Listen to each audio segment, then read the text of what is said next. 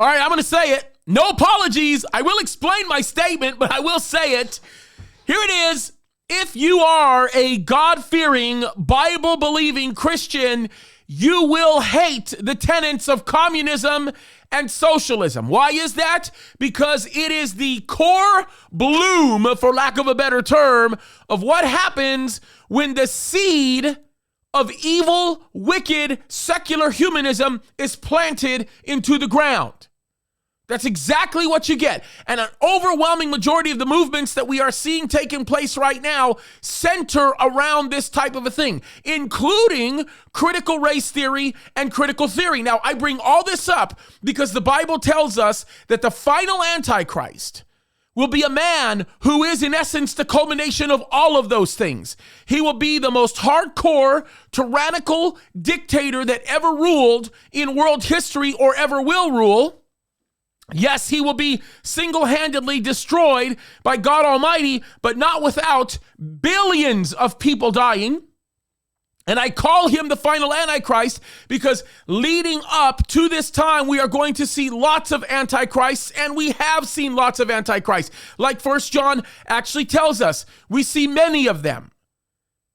And so as we speak of the spirit of Antichrist, I would like you to hear the heading of a newspaper article in the Epic Times that I just read, and it says this: U.S. Chamber of Commerce urges doubling immigration to ease labor crunch, cool inflation. In other words, what they are saying is that they are wanting amnesty for illegal aliens, twice as many as they would normally give, which in the first place is insane, so that they can fix the labor problem that's being created by inflation, which is being created by the secular, humanist, tyrannical philosophies of the current regime. Now, I'm going to simply say this. It is wicked, and the reason why they want to do this is so that they could continue to further the destruction of our country, because the more illegal aliens we have that we give unmitigated authority to, and the more we bring in to basically make decisions just like any other citizen would be entitled to, the less we begin to care about borders, the less we begin to care about any of the things that bring order into the United States of America, and the faster we get at beginning the destruction of our nation. Now, we know that in the last days we're going to see all of that, but we are watching a sort of a mini sort of government economy version of what will be in the last days after the church is raptured. And by the way, the Bible makes it very, very clear that the final Antichrist himself can't even be introduced into the world until Christians are actually raptured. That's in 2 Thessalonians chapter 2.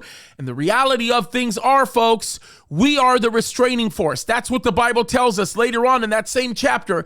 We are the ones that keep that kind of evil at bay. So as I say, and as I continue to say, we need to fight the good fight. We are believers. We are walking with God Almighty, and we need to stand up for righteousness, stand up to the liars of critical race theory, continue to bring forth the wickedness or expose light on the wickedness of all of these evil tyrannical rulers, and never, ever, ever, ever give up.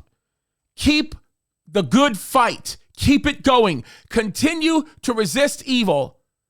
Every single ethical and legal tool that you have, use it and fight the good fight. God bless you.